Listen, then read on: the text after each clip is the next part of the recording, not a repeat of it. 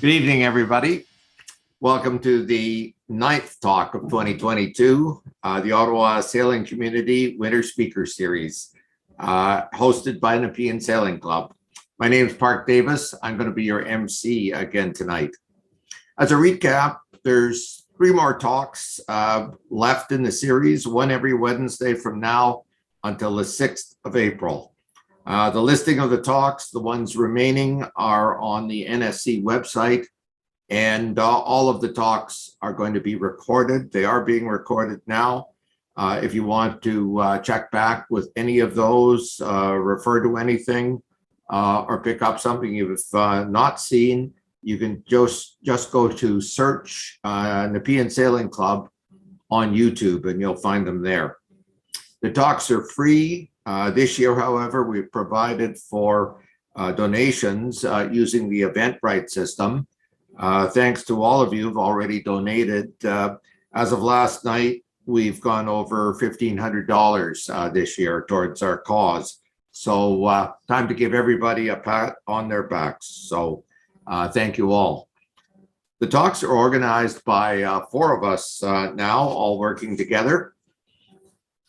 Tony Wright is our webmaster, and he works to publicize the talks. Stephen Kidd works with scheduling and finding speakers and behind the scenes working with Tony. And he also doubles as alternate MC. Ron Evans is our new recruit. He's our video editor. And using the recordings of each week's speaker's presentation, he is uploading those to the NSC YouTube channel. So we thank you for that, Ron, for taking care of that aspect of the talks. And me, I'm Park Davis. I take care of the MC duties. If you'd like to speak, or if you know of anyone who has a story or experience to tell, well, this year it's getting rather short, but next year is another year, and we're always looking for interesting topics and speakers. So please come forward, tell us what story you have, and we'll find a place for you next year. Before we go ahead with this week's presentation, next week, March 23rd, we're going to have a presentation on where to anchor, all the anchorages on the Ottawa River, and anchoring securely, how to stay there. There's nothing worse than rocking yourself awake in the morning and hearing the sound of the Deschênes Rapids just outside. So in any case, next week, how to anchor securely. Very important topic to those that want to anchor overnight. This talk, Kathy Deschênes and Rick Anderton are going to team up to talk about anchorages and anchoring. So tonight's presentation. Before we start, again, please use the Q&A icon at the bottom of your screen for questions. We will break at least once during the presentation for questions sort of halfway through as we go, and then we'll be dealing with any remaining questions and any new questions at the end with a second set of questions. So tonight's presentation is Understanding and Maintaining Your Diesel Engine, and it's presented by Kevin Davis. By the way, Kevin and I aren't related. We just happen to have the same surname.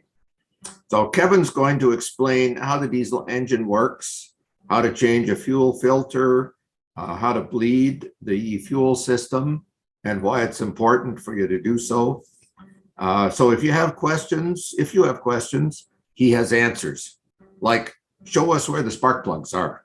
That's always something I've wanted to ask a diesel mechanic. Kevin started his career back in 1965 in auto mechanics in Ottawa. And in 1969, he traveled to Ghana to teach auto mechanics for 2 years. Well, he finally returned to Ottawa in 1981, where he took stationary engineering at Algonquin, and afterwards joined the public service, Public Works, where he worked until his retirement in 2006. So at that point, I think I'm going to turn things over to you, Kevin, and let you proceed. with your presentation, please. Okay, I'm going to be talking about the four-stroke diesel cycle, diesel fuel system, the general system, how to change an oil fuel filter and bleeding the system. We're going to look at a diesel fuel injection pump and talk about how it works. We're going to then go on to the fuel tank and see how the venting of the fuel tank is done. We'll go to the fuel cap, and there's a point on there that I wish to have everybody look at, even if you're a gas engine. After we talk about fuel system venting, that's the tank venting, and the thing on the filler cap, I'll stop for questions on what has been covered up till now, up to that point. Then I'll go on and do fuel additives. I want to talk about a cooling system and spring and winter preparation and engine oil and filter change. And then we'll have a final questions after that. So on we go here. All right, here we are showing diesel engine in different parts of its cycle. A cycle is one down or one up of the piston. So that's why it's called a four-stroke cycle. A piston goes up and down 4 times, or 2 turns of the crankshaft. We have a piston here, we have a connecting rod, and we have a crankshaft. The valves of the engine are here. There's an intake valve and an exhaust valve, and this is a diesel fuel injector. There's no carburetor on this engine. There's no spark plugs, and generally there's no throttle butterfly. So starting out the presentation, we look at the piston is going down and the air is coming in. As this space gets larger, the air will be sucked in. When the piston gets to the bottom, the intake valve closes and the piston comes up and compresses the air inside. There's no fuel in it, unlike a gasoline engine, it's just air. When the piston reaches the top, diesel fuel is injected by the injector into the cylinder. The air in the cylinder is very hot, and it's above the flash point of the diesel. So the diesel fuel just burns with the temperature of the air. The air expands because it's getting hot and pushes the piston down. This is your power stroke. The crank goes around, it pushes the piston up, pushing the burned fuel out through the exhaust, and the process starts again. All right. When the piston comes up to the top, the pressure in this cylinder is about 470 psi. And so when you increase the pressure, the temperature goes up accordingly. There's a P1 V1 over T1, P2 T2 over V2. It's in Charles and Boyle's law. All the numbers are in absolute. So that's how this lights. Now, the problem here is there's a special problem with the diesel called a diesel runaway. If you get anything else in here that will burn, the diesel engine will burn it.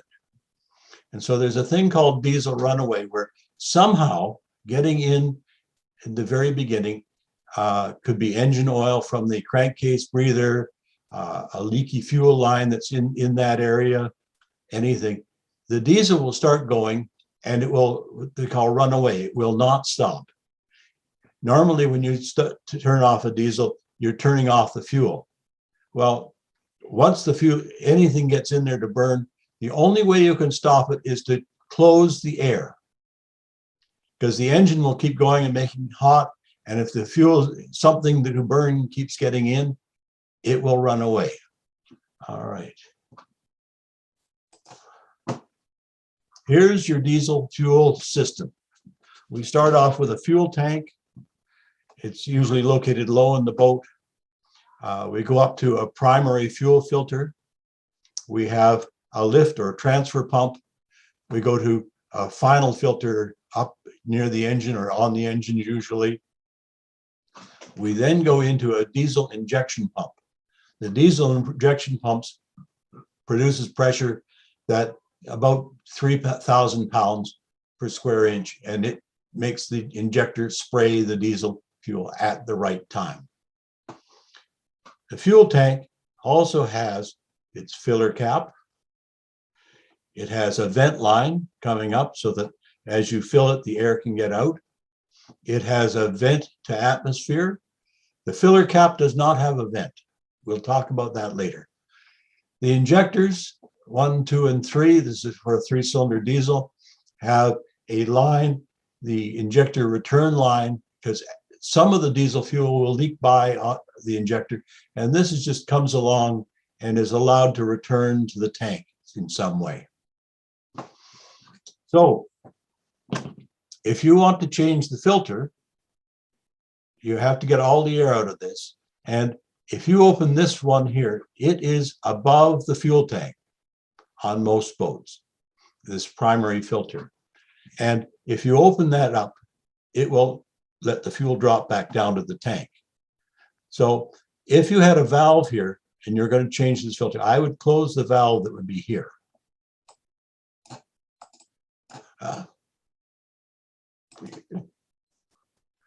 Okay, and you change your filter, you put your filter back on, you would open the valve, and then you would start to run your pump. Now, if you open this, it's going to drop the fuel again. So you're only going to be able to vent from this one because this one is before the pump and it will be negative. So you would bleed this, open this bleed screw here, and you'd run this priming lever, and they're there. The first part of the priming lever is fairly soft, but when you're pumping it, you'll find that the last part, it's not difficult, but there's far more resistance than the first part. And you will pump that, and the fuel will start to come up. It will take a fair bit to suck up enough fuel out of the tank into this filter to fill it and move it up and start to get, if you've done both filters, you'll take even longer because you'll be filling this filter, and then you'll be filling this filter, and then it will come out. Once you get nice clear fluid, no bubbles, it will be a nice clear liquid there. You can close that and you would go to the diesel injection pump. Diesel injection pump will have a vent somewhere on it, and you'll bleed it. And again, you'll bleed it until such time as the diesel fuel has no foam or bubbles in it and it comes clear. You will then, at that point, crack or release the nuts, the pressure on one of these nuts. You can either do it at either end of the line, it doesn't really matter, but you have to do all the cylinders. And you'll turn the engine over, and if you've undone this line, a little bit of fluid will go pss, pss, pss, out of here each time. Once that you've got fuel up there, you can close it, and you do the same for the next and the next. So you get all of the cylinders, all the injectors bled. All right. Okay. And anything else? Okay. One of the things that I recommend is these bleed screws throughout the system. Take a set, some whiteout and mark them. And so that when you go down there and you say, yeah, he pointed to stuff, there will be these screws that with a whiteout on them that will say, there's what those are the screws I need to do. And I keep them in line and do them in order and remember what I was doing. I can't give you a general lesson on everybody's boat. This is still very general. So we're next going to go and we're going to look at the diesel injection pump and talk about what it is and how it works. So here we are. This is one type of diesel injection pump. It's called an inline diesel injection pump. And this is set up for 4 cylinders. And in here, these are called the elements. And the element, we'll be talking about that inside in when I finally do my drawing of the inside of the injection pump. And we'll see how it works. But when you see my drawing, it's sort of a cutaway of this, and you'll see just one element. Okay. Other types of diesel injection pumps include this rotary or distributor type pump. And so that's another type. A third type is what they call a cassette type. And it's down here mounted on the side of the engine, and it's running off the camshaft of the engine. And so they did this because they can make this engine much smaller by not having a large pump attached to it. So in here, we can see the, there's a bleed screw up there. The fuel line comes up there, actually, not, this is another one there. And you bleed that, that's the filter. This is the final filter. Then the line comes down to the injection pump. And there's another bleed screw here. And then we have the elements. They are there. There's 3 of those. And they're inside. These are the nuts that you're going to be cracking open. You can crack open these ends of the nuts or these ends. It doesn't matter. So if it's easier to get to these, do these. So I think it's the Yanmar 2GM or 3GM. I will do one on the pump and the next one up on the thing because that's where it's easy to get to. These are the fuel injectors right here. And so there's one for each cylinder. This is the diesel equivalent of a spark plug. The diesel injectors, because some fluid leaks by on injection, there's this line that goes from each one and joins it and returns to the tank. I talked about that in the general system. Okay.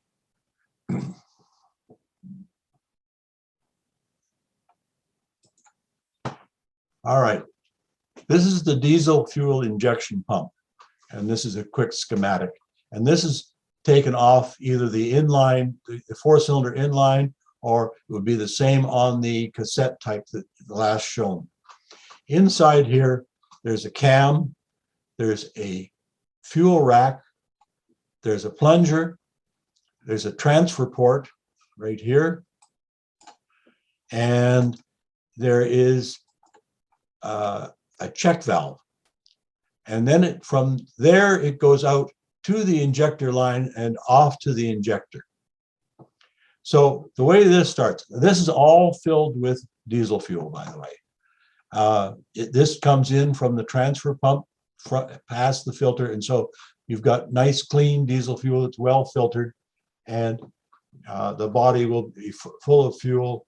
And so the cam pushes up on the plunger. And when the plunger gets to the point where it gets high enough to block the transfer port, the fuel has no place else to go but out through the hole. It goes up and then onto the injector, and you have fuel injected into your engine. When the piston returns down, it gets to the point where the port is reopened. It comes down because this check valve is closed. This becomes a complete vacuum, total vacuum. Once the transfer port is open, fuel from the pump body rushes in, and it's got, remember, it's got a vacuum, and we also have fuel pressure from the lift pump or transfer pump, usually about 15 to 20 pounds. So it squirts back in here. The cam hits it again, pushes it up, and you have injection again. All right. If we had air in the system, first thing we would do is we'd do all our filters. And when we got to here, we'd open up the bleed screw here, and we bleed all the air out. But that still will not make it work, because if there's air in here, and the plunger comes up, the air in here compresses, even if the piston comes right to the top, and doesn't unseat the valve. So when the plunger comes down again, the air just re-expands and nothing can get in. So that's why you are cracking the fuel lines, either at this end or at the injector end, so that when the plunger comes up, there's no pressure and it can just push the air out and start to suck the diesel fuel in. So once this all becomes full of fuel, we're in business. Okay, let's see, how do I do this? Okay, all right, now.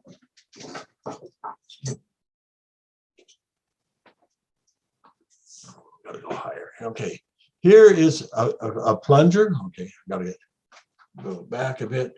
Okay, here's a plunger. It has a return spring, so that after the cam pushes it up, the return spring pulls it down. And from in there, this is the plunger. And that's what it is. There's a scroll piece right here. And it's a cut. That's how they do the fuel metering. I'm not going to cover that in this. It's another lesson. But on the body of the element, there is the transfer port right there. That's what that hole is. All right. So that's what that's the plunger and element, and that's pretty common for pretty well all inline pumps. Okay. Share screen. Share. All right. So the next thing we're going to talk about is this section here of the fuel system. We've got our tank. We've got our, usually 1.5 inch filler neck or so going down. We have where the air gets trapped, it comes out and vents. We have the line coming, the return line from the fuel injectors coming along, going through, and it's venting here. It can vent anywhere to the tank. I just have it connected here. And then the filler neck or filler cap has no vent in it. But we take this neck and we go up and we vent it here, somewhere on deck. All right. So I'm going to show you the 1, 2, 3, 4 lines in the next picture. All right. There's your filler itself, the large hose going down. This black hose here is the injector return line going in, and it's just letting the fuel run back into the tank. This is the vent line here, and it comes up and goes into the vent, into the filler neck. The tank is actually vented on this line, which goes up outside the picture, comes back in here and goes up. And this is underneath the primary winch on my sailboat. And you'll notice that it actually dips down to go out to the vent. So if water is splashed around the vent, anything that splashes here will just run back out again. So you can't get water back in. All right. The purpose of this system is if you took this line and just took it and vented it off to the side of the boat, when you're filling the tank, it would spit fuel out and you would end up with fuel in the harbor. Very embarrassing. So to save that, when you're filling, the cap is open, you're pouring it in, it's going in, and then you can see it start to spit as you get near the top of the tank because the air bubbles are coming out and it spits. You can listen to the tank itself, and the pitch of the filling will change as it gets fuller. I give the example of if you take a glass and hold it under a tap, you can fill it with water to the top without overfilling it, even with your eyes closed, because you listen to the sound.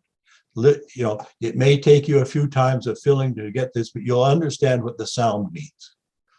All right, we're now going to go to the fill cap just above this. All right, here's the fill cap. It's unvented. The purpose of this is this rubber O-ring. This rubber O-ring seals this to the deck.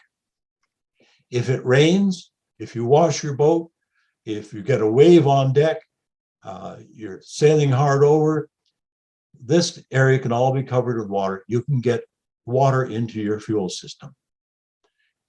That's the last thing you ever want in a diesel fuel system is water in it. All right, I'm going to break now, and I'll answer some questions. Do we have any questions so far? I'm just looking at that right now.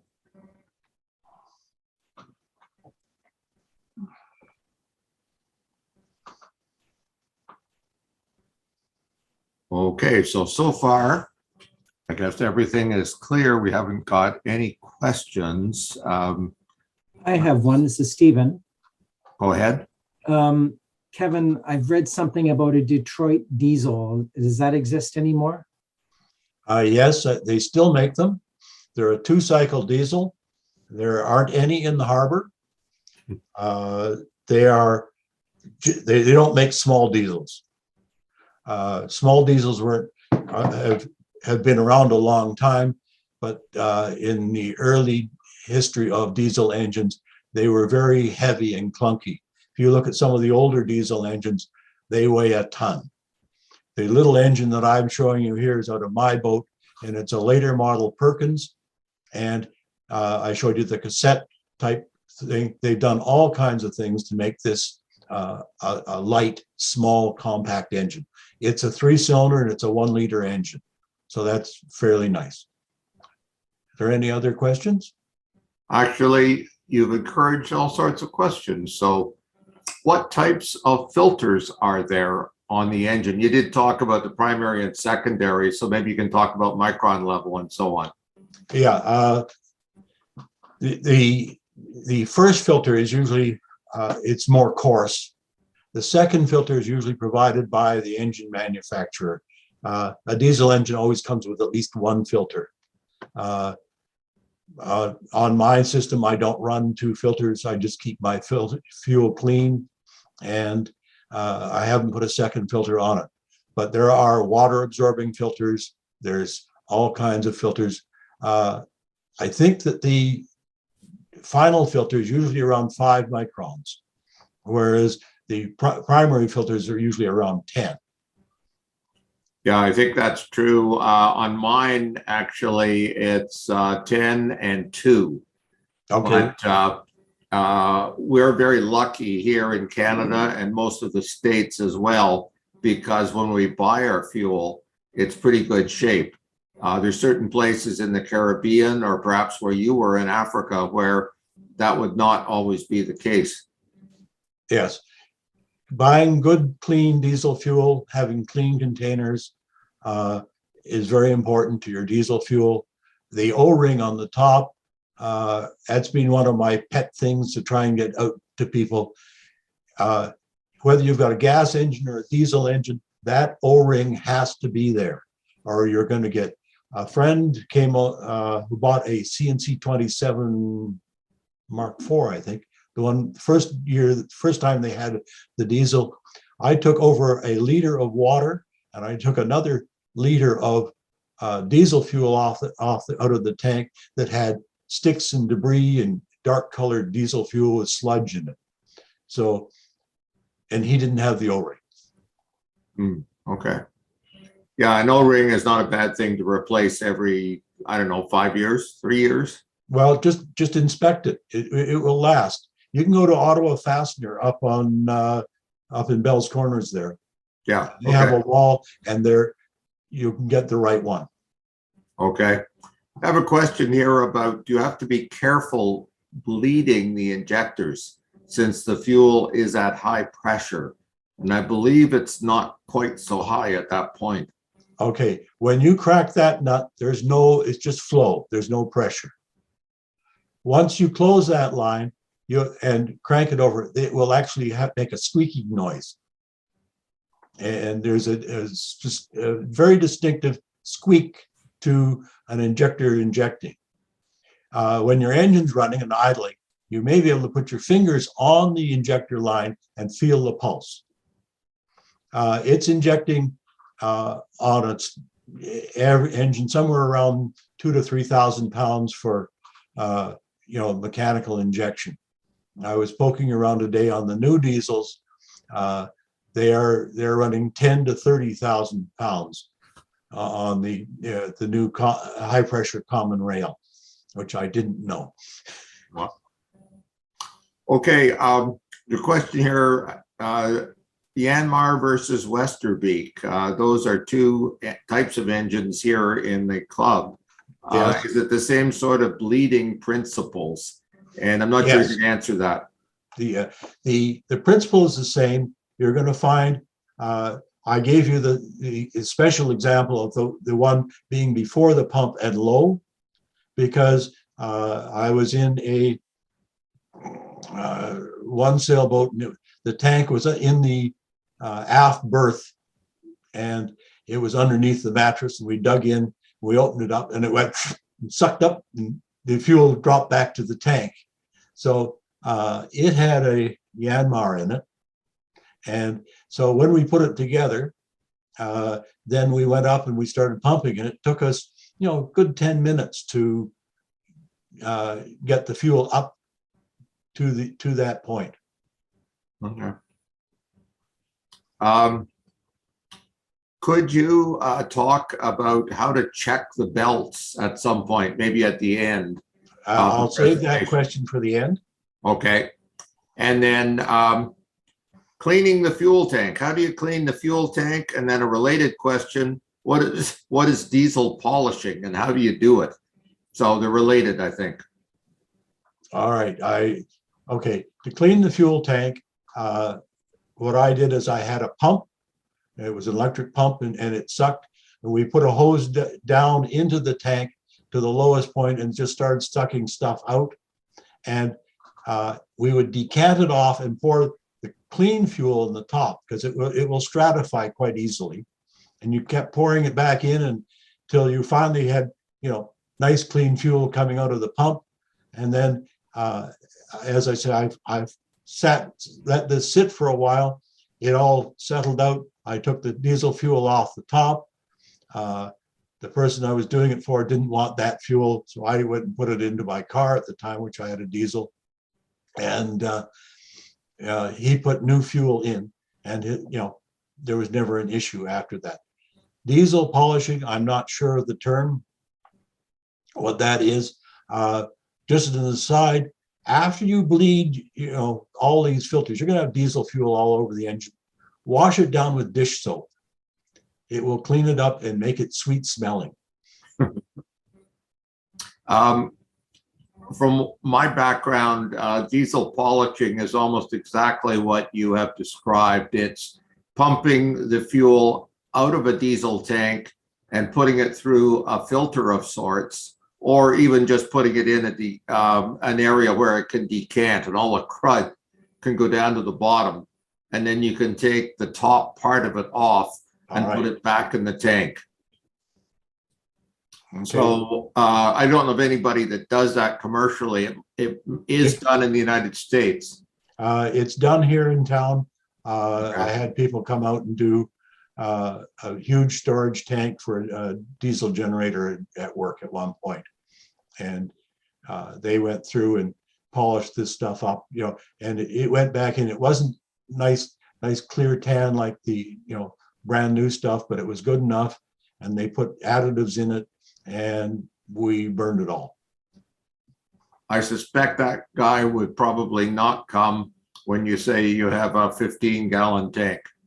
I think that you'd find that the cost was a bit prohibitive. True. Okay. The the belts. Okay, how can you recommend, or is there any way to stop the runaway engine? You've talked about cutting off the air. Is there any other way? I guess that's the only way. You don't know where the source of fuel is coming from usually because you didn't plan on that. If the engine's running, it will compress, and anything that gets into that temperature will burn. So if you don't want to put water down there, because that will cause the engine to hydraulic and you'll blow your engine up. So you have to, push anything you can down the air intake, or put a board over it or a metal plate and kill the air. That's the only way you can do it. And don't put your hand there. There's a hell of a suction. Oh, really? Okay. There's a question here about the configuration of one of the skipper's Yanmar engines. The fuel tank has a fill pipe and a separate vent pipe to the side. And I think we talked about that in the dry run, that with the Catalina 34s, there's a separate vent off to one side. And the fuel supply and the return go into the tank, but the venting is just off on a separate vent line someplace else. So right. You would have to find out how the tank is vented, but you would, I showed it going up and into the filler neck at the filler cap, so that, I don't know if you ever remember the old cars, they used to spit gas at you, in the old days. But you want to vent it. If you vent it over the side, classically, some spits into the harbor, and then you go, okay, that's enough. Yeah, well, very conveniently in the Catalina 34, it goes into the harbor, the vent line, and that's when you know it's too full. But hopefully you listen and you can stop before you get there.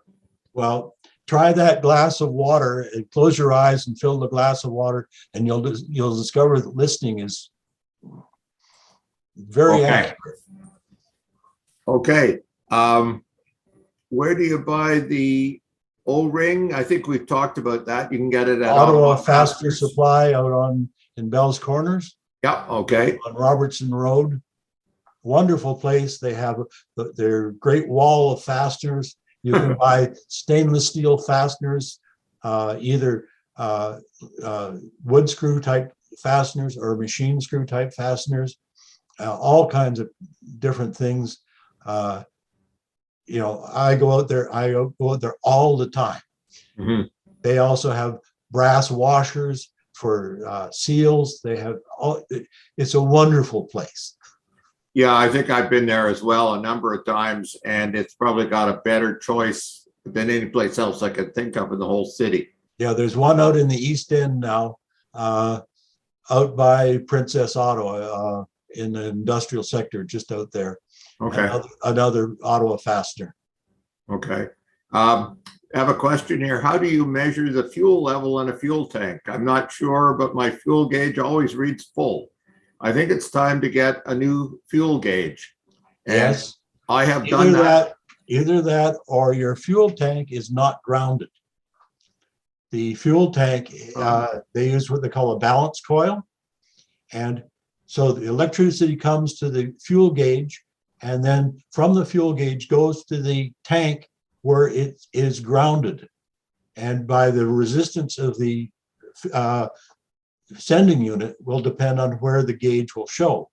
I would check the ground wire on the tank sending unit. It may have one directly, or it may just be on to the tank itself. But that's probably because it's full. That's probably the issue. Yeah, as I recall, when I replaced my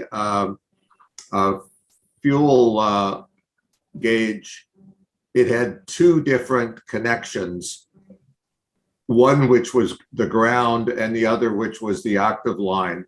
Yes. And so first of all, I guess this gentleman has to find out where his fuel gauge is there's usually 5 different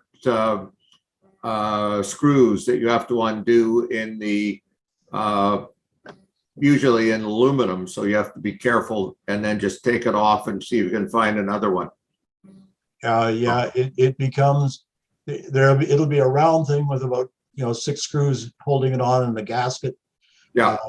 It will be matched in resistance to the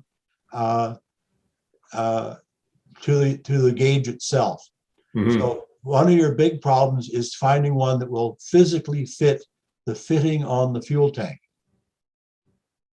Yes, the proper diameter and so on, Yes, and proper length. and bolt length. But yeah, I have one that I bought at Princess Auto. It was universal, and put it in, and it had an adjustable measuring arm. It was a float system that went up and down. Yeah. And I did all that and made it right. And I actually had to build a place for it to fit on the tank properly, because it originally had been a gasoline engine in the boat, and they had done it very poorly with sheet metal screws, and it leaked. I see. So For whoever asked that question, even if you put in a fuel gauge, it doesn't really measure the fuel level really, really well. Full is sort of like anywhere after maybe 3/4 or maybe 7/8, and empty may be earlier than you think. So it's an indicator. an indicator. Yes, it's not fail safe. Yeah, you're going to be in trouble soon. If you run out of diesel fuel in your engine, you will have to bleed it. Yes. So You don't want to ever run out. You just don't do that. So sail. Any idea where the tank vent would be on a Tanzer 8.5? You said yours is under the winch. I don't have a clue. No, I can't tell you. The term is manufacturer's own design. I guess you could say fill it until you see it coming out someplace. But yeah, it can be anywhere. I mean, I've crawled through every locker and porthole and everything in my boat, so I know where it all is, and done it. But if you know somebody who knows Tanzers well, they may be able to tell you. But I will answer questions on the dock, but I won't crawl into your boat and down through the lockers to find it, and I won't pick up a screwdriver. But if you want to know which screws you want to use to bleed it, I'll point to them, and you can put your little whiteout on them. Okay. Around 2 of our injectors, one of the skippers says, it looks like there has been a bit of diesel spray. Would the top nut be the most likely one on the injectors to try and tighten up, or would it be advisable to do so? It is probably more likely the return line, because if the diesel injector injection line is leaking, it's not going to run right, and there'll be a lot of fuel showing up. It'll be running down the engine. Well, if it comes out at 3,000 PSI, it's all over everything, isn't it? Yeah, it'll squirt. Yeah. Okay. So then we would look at the return line instead someplace. Yeah, I would look around more carefully. We have a very good man on site, Peter Hurst, and he is very competent and very qualified, and he will give you that proper opinion. Okay. One of the gentlemen here says to stop a runaway engine, on some engines, you can pull the decompression lever. Yes, sometimes, but sometimes it's going fast enough that it won't decompress. Oh, I see. But yes, that's a good try. That's a good place to start. Okay. I'll have to ask you where mine is. You may not have one. I have never found one, but in any case. Mine does not have it. Okay. It's got the castings in the valve cover where you could put one, but they never bored it and put the extra. We don't want to waste money on that. Okay. Does a diesel tank need to be grounded? Mine is a plastic tank, so I guess that would be difficult. No, the tank is not grounded. You'll have on your fuel gauge, if there's a fuel gauge up top, it will have a ground on it. But no, you don't ground it. You don't worry about grounding the fuel tank. Okay. All right then.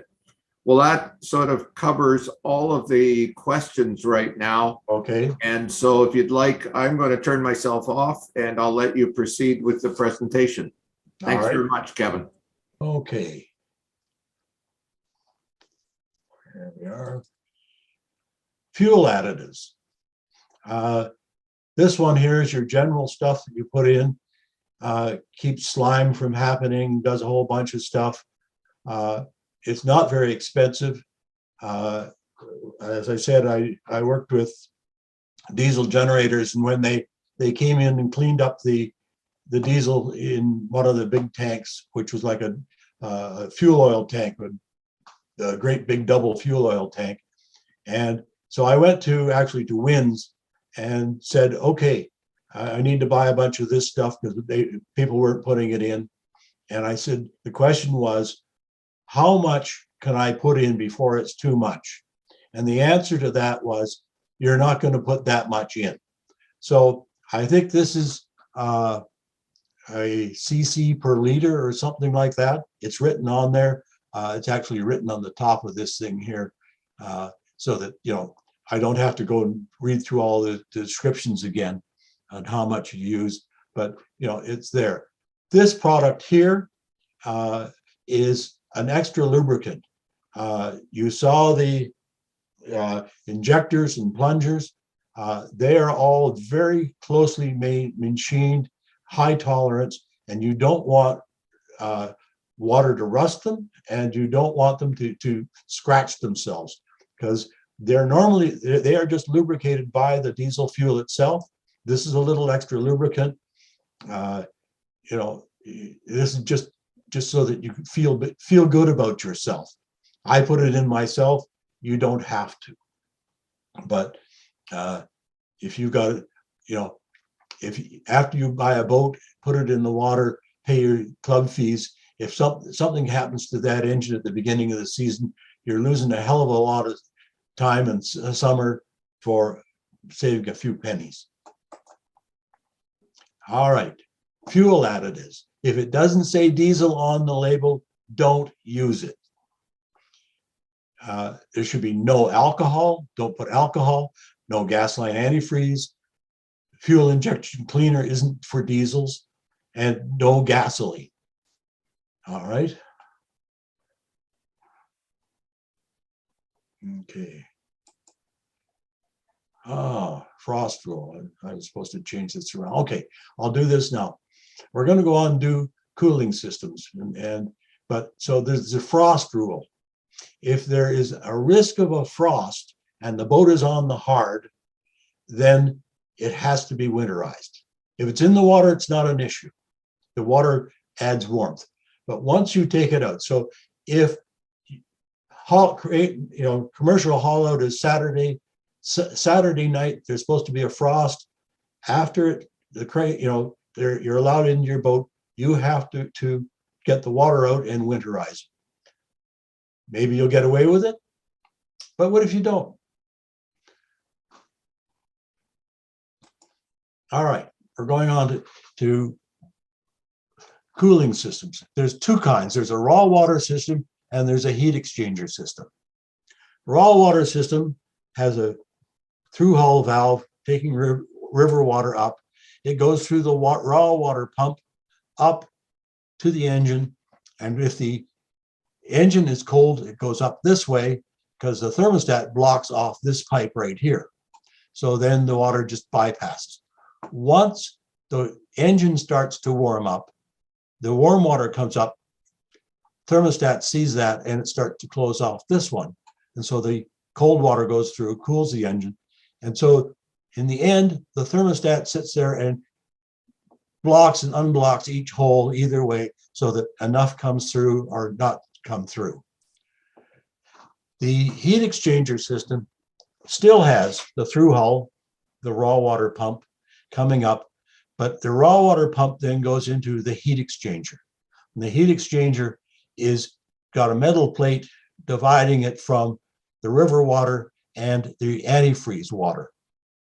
And so it then goes on to your water lift muffler, as did the raw water system.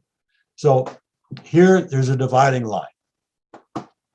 On heat exchanger engine, it's antifreeze. It has a radiator cap somewhere in the system, and it has a second water pump on the engine, and it has a thermostat on the engine. So this is like a car engine with this part here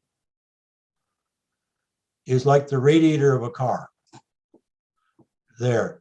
And instead of air going through it, it's got water coming to it.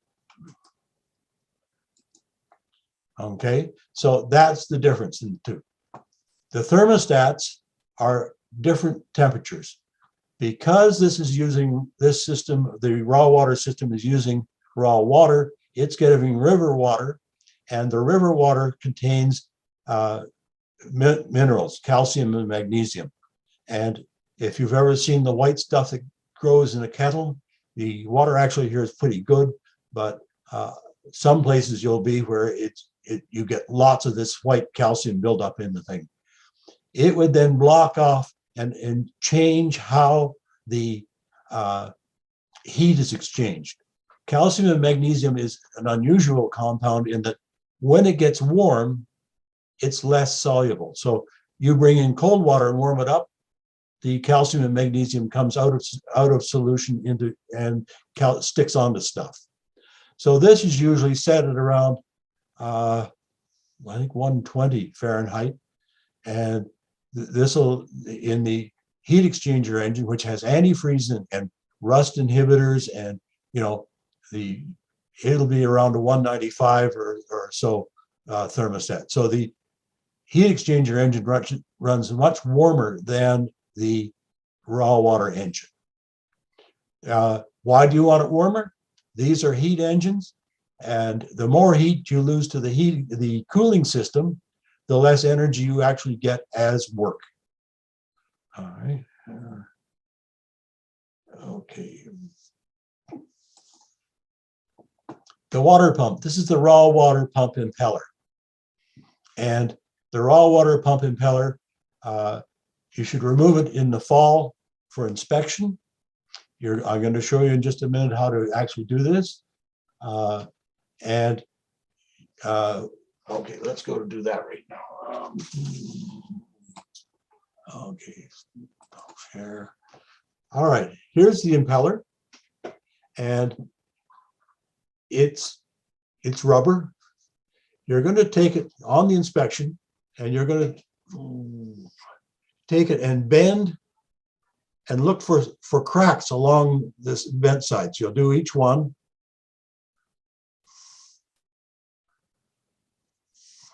All the way around, looking for cracks. You'll then turn it around, go the other way, and check the other side.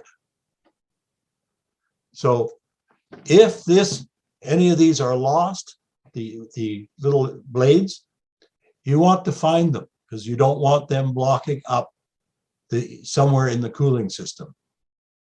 In the spring, when you go to put this back in, you're going to lubricate it with Vaseline or some silicone or something.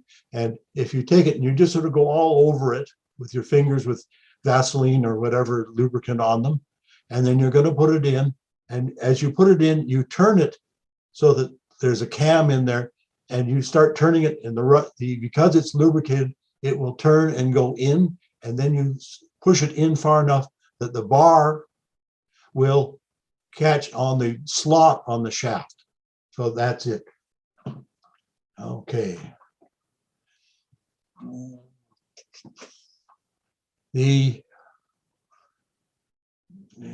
Okay. If you, have I done this? Let me go back here. Okay, let me just, where am I? screen, share screen. I gotta go back one. All right. So winterizing. When you go to winterize this, you remember the frost rule. You're going to take and you're going to get all the water, river water out of this system you can.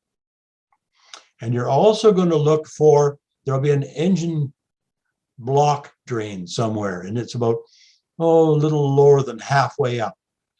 That has to be drained too. You want to get as much water out of this system before you start to antifreeze, or else you're just diluting your antifreeze with water that you didn't have to.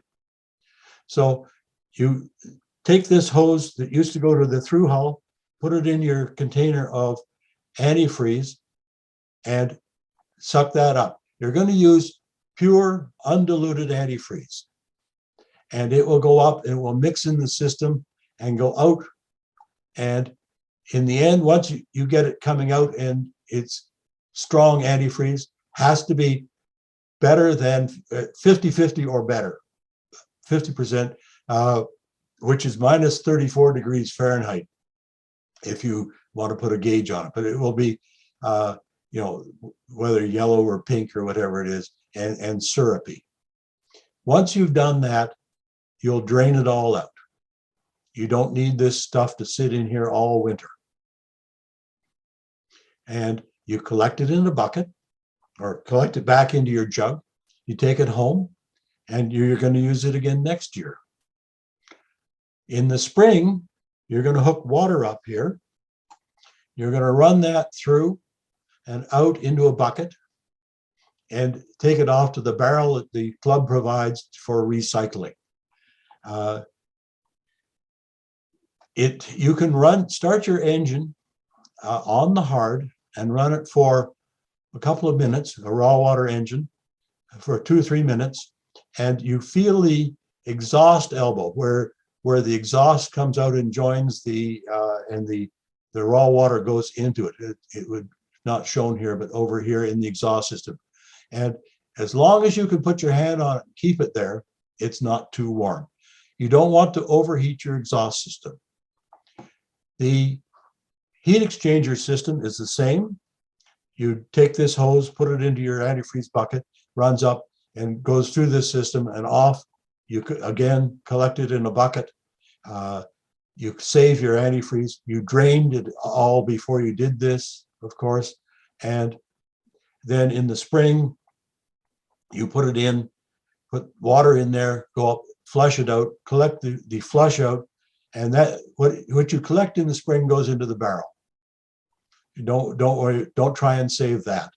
That's just plain, off to the barrel.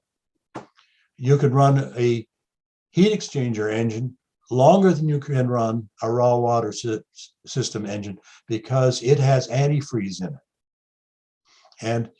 But you have to watch the exhaust system temperature. You want to feel the actual steel part of the exhaust system. And, as I say, if you can't keep your hand on it, it's too hot. It's time to stop. All right. Long life antifreeze for heat exchanger people. There's stuff called long life antifreeze. It's a big improvement over when I started. And you should change the antifreeze in your engine about every 10 years or 15 years, doesn't matter. But it's not a hard number, but it has rust inhibitors and things in it. And after 10 years or so, it's time for a new set of antifreeze, and you will recycle that properly. I usually collect a whole pile of stuff and take it off to the city thing. For antifreeze, I think the club has a barrel. And so, okay. Done that. All right. Here is a heat exchanger engine, and there's the heat exchanger there. And while we're looking at this, there's your injections, there's your injection pump there, your elements. And go to the next slide here. Where are we? Here's the other side of the heat exchanger. And there's the radiator cap I spoke of. Okay. All right. Fall oil and filter change. This should be done about a week before you want to finish using the boat. So this, what I'm saying by that is you want to I want you to run the engine, go out for a little putter around after you change the oil. Why are we doing this? Parts of the combustion produce carbonic and sulfuric acid. This is the main bearing from the atomic 4 that was in my boat when I bought it. This part here, where the metal, this surface metal is missing, that's called acid etching. And that's these acids, the carbonic and sulfuric acid, that have sat there all winter and eaten this up. So that's why you want to change your oil in the fall, and that's why you want to run it, so you get nice, clean oil through all of this, and it sits all winter. Before you change your oil, warm up your engine. It will, help you get the oil out, and it will keep all the dirt and crud stirred up so that it comes out and it'll drain when you do it. And okay, diesel engine oil. There is a specification for diesel engine oil. It's different than gasoline engine oil because the contaminants and what ends up in the oil is slightly different than a gasoline engine.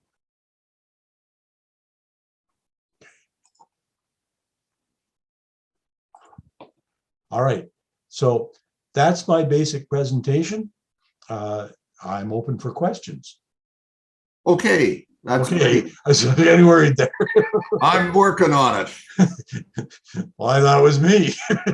Oh, it's me this time.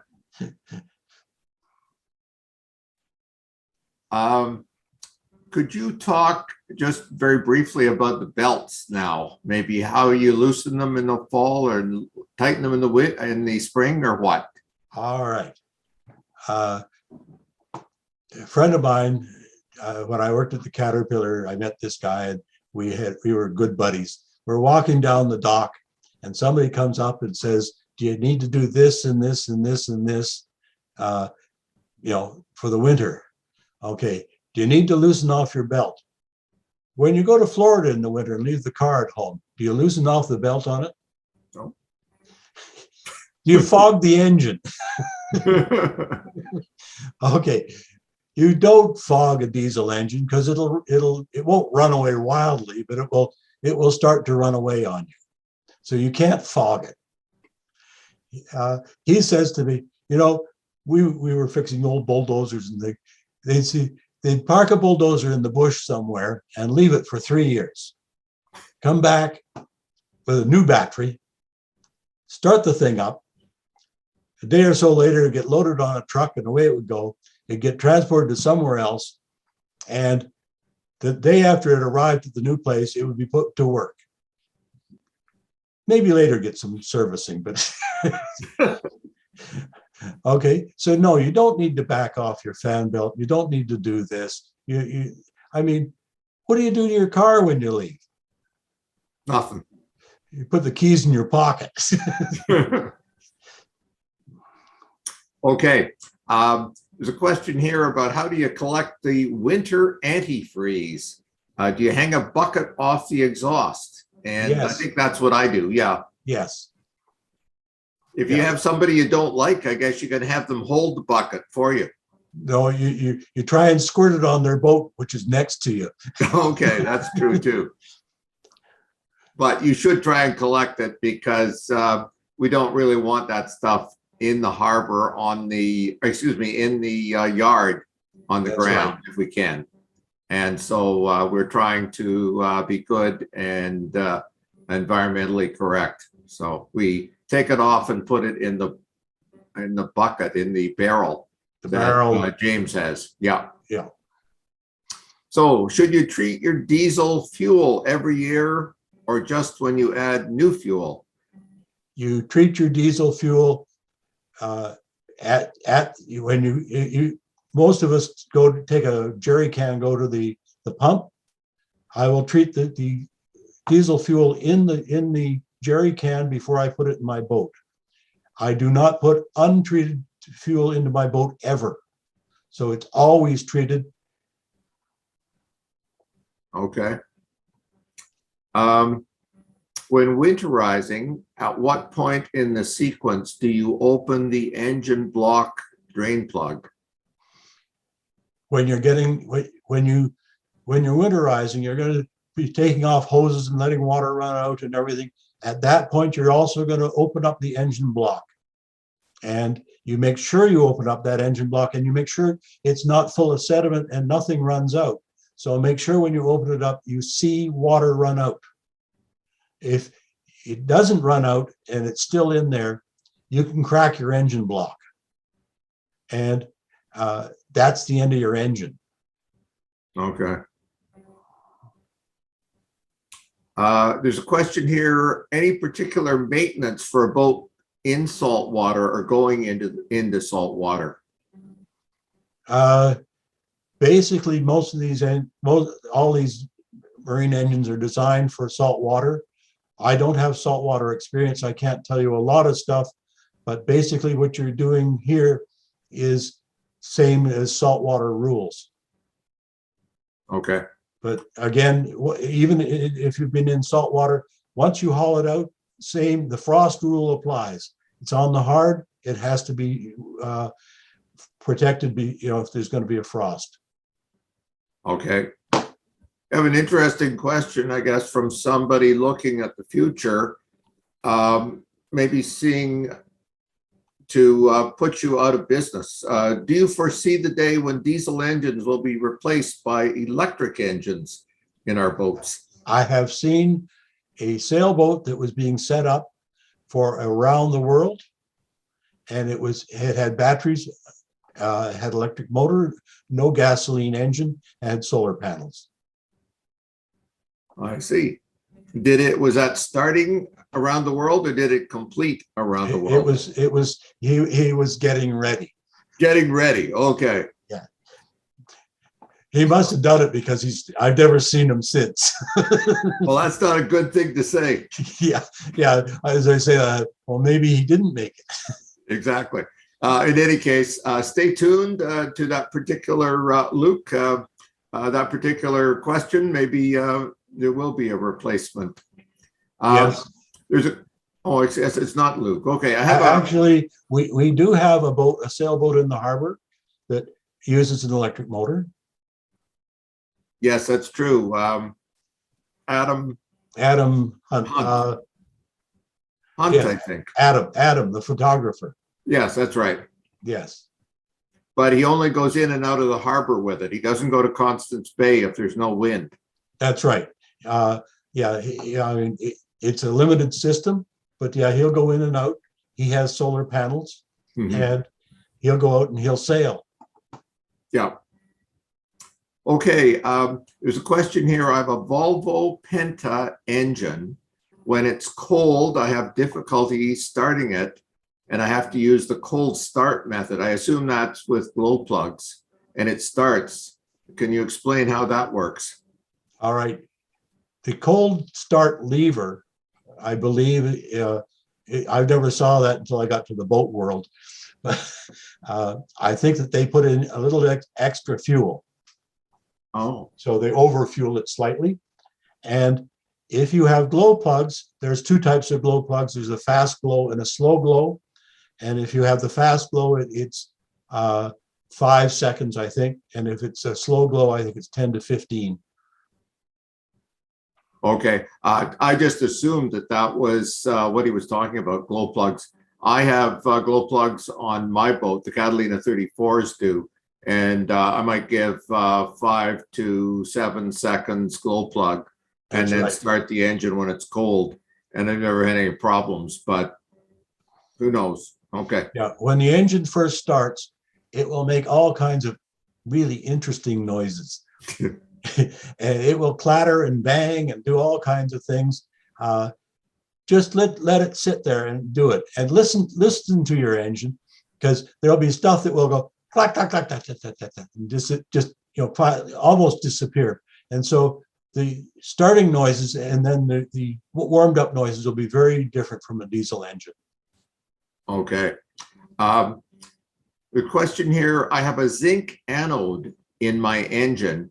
Can you address the need and timing of when to change this? You can inspect it anytime you want. It can even be in the water as long as you have your through hulls closed.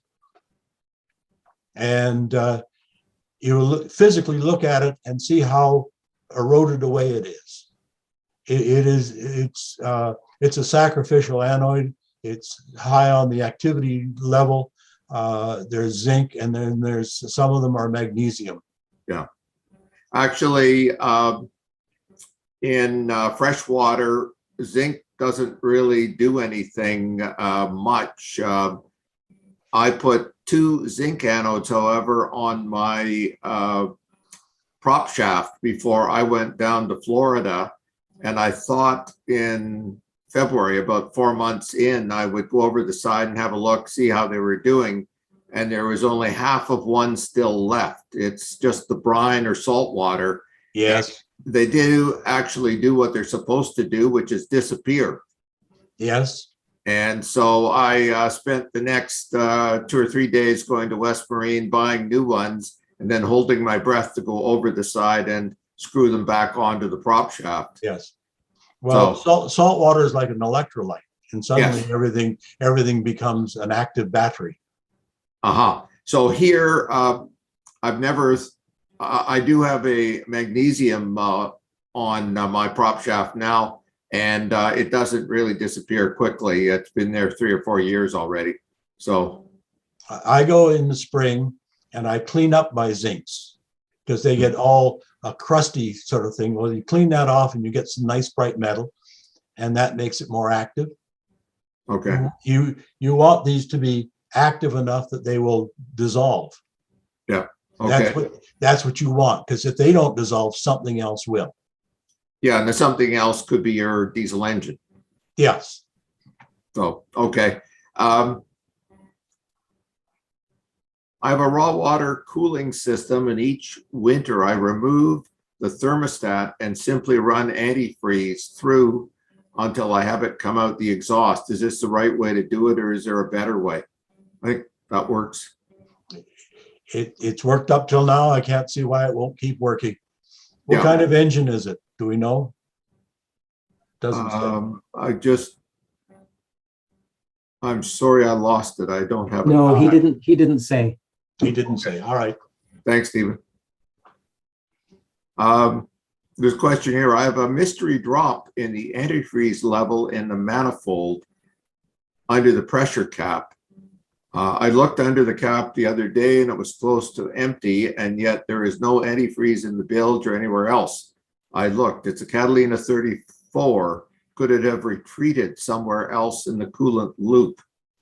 I have a Catalina 34 as well, and I don't believe so, but I don't know. All right. What happens, and in the old days, heater hoses and coolant hoses used to fail catastrophically, put it that way. They'd split or something. Nowadays, when they get old, they just weep. Mm-hmm. They weep very, very gently all over the place. And I had one of the hoses on mine, and I looked at it, I'm losing antifreeze. I can't see where it goes, And suddenly I touch the hose and I get sticky. Wait a minute. Okay. Okay. The other thing that can happen is the hose clamps get slightly loose. And so you don't reef them down again, but you'll find that there's just like a quarter or a half turn you put on them.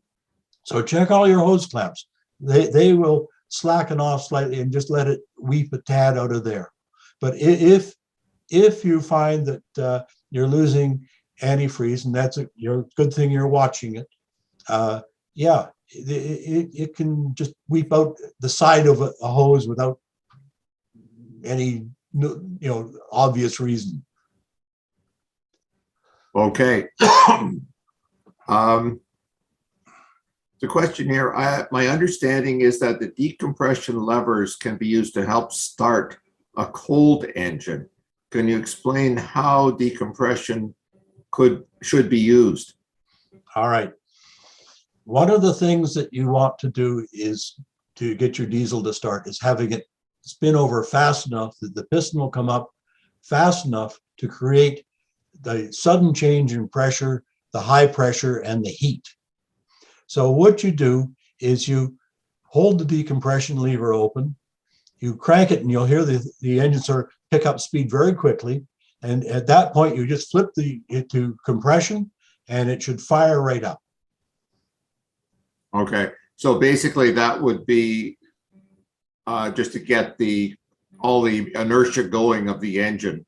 That's And correct. you get it up to a decent RPM Yes. before you start the fuel and so on with the decompression level. If you have decompressions and you have a weak battery, that's how you do it. You spin it up on the weak battery, it gets up fast enough, and then it uses the energy stored in the flywheel to actually kick it over. And at one time, that's how you could crank it up by hand without a battery. Yes. I worked on many Lister diesels in Africa, and they all had decompress, and you wound them up with the starting handle, and at the right point you would pull your handle off, flip the decompress, and she'd crackle to life. Okay. Can you explain the purpose of a frost plug? Yes. If foolishly you didn't drain your engine block or something, or you thought, well, it won't get that cold tonight, and the engine starts to freeze, the frost plugs are designed to be pushed out. And they will push out and spill the water out of the engine block. They don't always work. Are they accessible on the outside of the engine? They are circular things on the outside of the engine, and they look like a cup. You'll see the inside of the cup from the outside, and you tap these into place, and that's what a frost plug is. So if you do this, can you just tap them back in again? And You get a new one. Oh, you got a new one, do you? You get a new one and tap it back in. Okay. Sounds like a Peter job. Yes, well, I mean, yeah, they tend to, when you try to tap them in, they tend to flip and zigzag and, not start. Once you get them started, they're fairly easy. But, to get that start, to get that first catch, they're a bit fiddly. I see. Okay. Last question we have on our list right now is what spare engine parts should I keep on my boat? Oh, yes, I was supposed to mention that. One of the ones you keep is a new raw water impeller. The little impeller you showed us. Yes, the little, this guy. Yep. Okay. And if you were Swift, you would have bought it, in the 20% off sale that Chandler had that ended on Monday. But yeah, that's the sort of thing that sits on the, in one of the cabinets or the kitchen drawer, or, that little box underneath, one of the settees or something. On my Atomic 4, I changed one at Elmer Island. Okay. And would you also carry belts with you, at least one belt? Yes, in fact, usually what I do is when I buy that new spare belt, I install it. And I take the perfectly good old belt and save it. Okay. And so now if I use that perfectly good old belt, then I'll buy another new belt and carry on from there. One of the other things that I do is, if you don't know what number it is, I had it on the picture of mine, but I actually write the belt number on the pulley. Okay. So that, now I've got a fancy serpentine belt that's only used on my boat because the alternator is being fitted separately. So it's a special belt. And I would have to go through my notes to find out where it is. And if it got messed up the numbers on the belt, there it is. It's just written there. Would you also carry a primary fuel filter then? I don't. I figured that, I change my filter probably once every 10 years, and I've had no trouble. We don't go that far.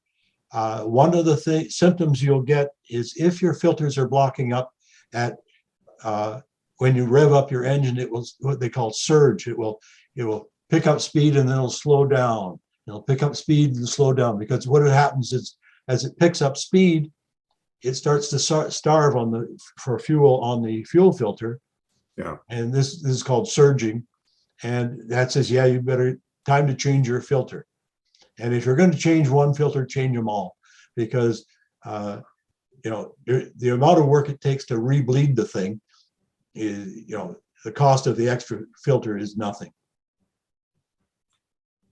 If you're going to go down south like I did, I assume things change a bit and you want to have a fuel filter with you. Yes, you'll carry Because you could be fuel in- filters. You'll carry water pump impellers, belts. If I was going south, I'd be carrying new belts. Yeah. I'd have a new belt on and a new belt in, and as far as the diesel, what else? You're going to be sure that you've got fuel conditioner. You're going to check all the things like that rubber O-ring on the filler cap. Yeah. Yeah, because even if you're in the States, if you're in the backwater, some swamp, someplace in South Carolina, and you need something, even to get to the closest civilization is a ways away, and they may or may not have what you need. Yes, you're not always, I've never gone down that, but there's places where, yes, you're parked in a murky backwater of a swamp, and the only thing you got is a cell phone that you hope works most of the time.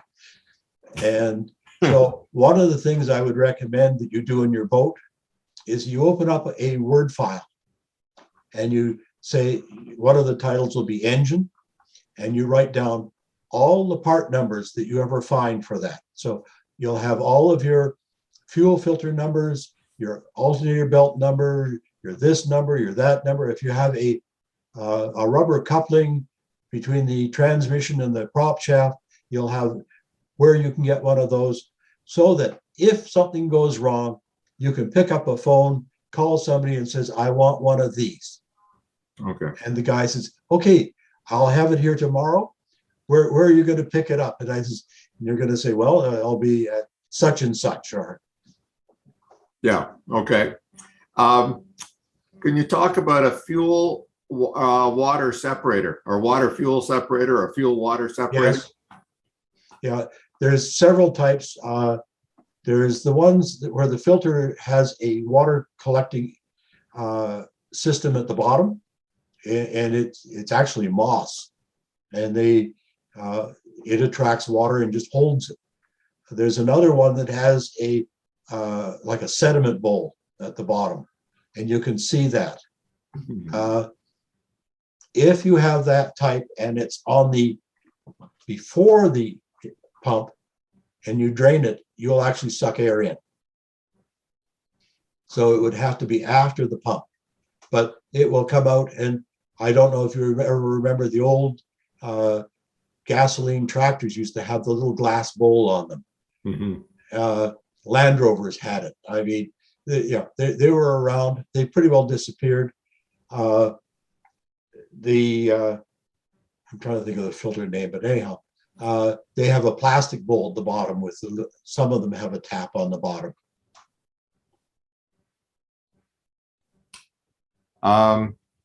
Yeah, the one I have has a bowl on the bottom, which provides you with all the water, and I drain it in the fall.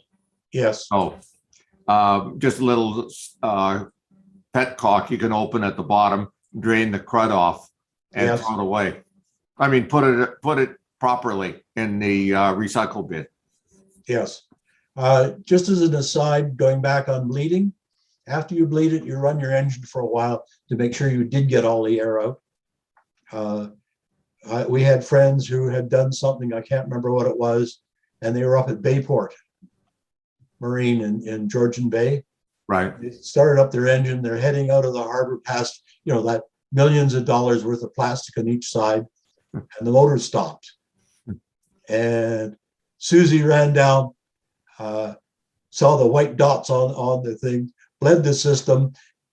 Mike cranked it up, and they didn't hit anything. Oh, very good. Sorry, Here- Don Duchesne just wrote in, that's the Raycor filter. Yes, the Raycor. Yes, thank Yeah. you.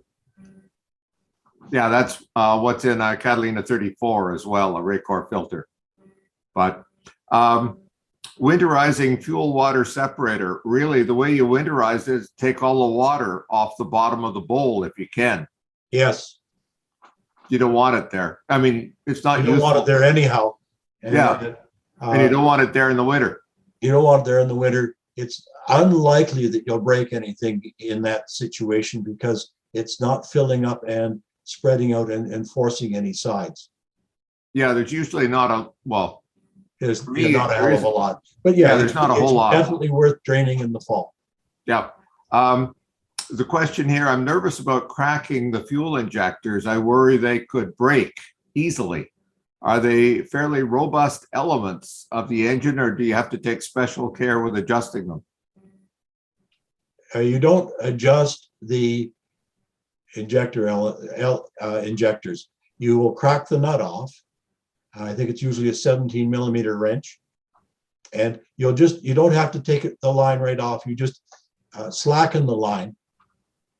And I usually give it a tap with a wrench to make sure it's free. And then you crank your engine and turn your engine over until you see the diesel fuels start to squirt up. And you'll see it. It'll just puddle near the where the nut is. And when you close it, you'll hear it go, yee, yee, yee. Okay. So really, you're only turning it maybe half a turn at the very most.